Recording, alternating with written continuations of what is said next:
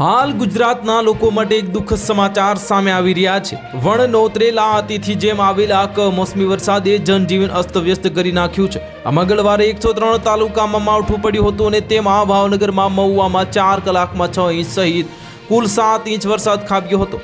આ સિવાય 40 જેટલા તાલુકામાં 18 ઇંચથી વધુ વરસાદ નોંધાયો હતો અને આ સિવાય વહેલી સવારથી જ અમદાવાદ, સૌરાષ્ટ્ર સહિત અનેક જિલ્લામાં ધોધમાર વરસાદ ખાબક્યો છે। આ એવામાં હવામાન વિભાગે બુધવારે ભરૂચ, સુરત, અમરેલી, ભાવનગરમાં ભારે વરસાદ માટે રેડ એલર્ટ આપ્યું છે।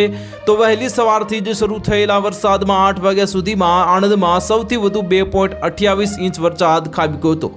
આ સિવાય નર્મદા, છોટાઉદેપુર જિલ્લામાં પણ ભારે પવન સાથે વરસાદ જોવા મળ્યો હતો અને અમદાવાદ, ગાંધીનગર જેવા શહેરોમાં પણ ભારે વરસાદ જોવા મળ્યો હતો।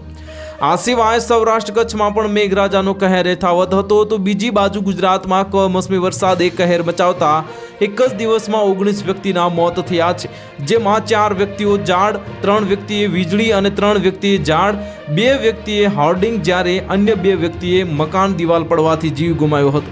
આ ભાવનગરમાં મહુવામાં બપોરે 12 થી 2 દરમિયાન સામાન્ય ઝાપટા પડ્યા હતા। ત્યારબાદ માવઠાએ રૌદ્ર સ્વરૂપ દેખાડવાનું શરૂ કર્યું હતું, જેમાં બપોરે 4 થી 6 માં 2.60, જ્યારે સાંજે 6 થી 8 માં 3 ઇંચ જેટલો વરસાદ નોંધાયો। તો આમ ચોમાસામાં પણ ભાગ્યે જ પડે તેવો વરસાદ ગણતરીના કલાકોમાં મહુવામાં ખાબક્યો છે।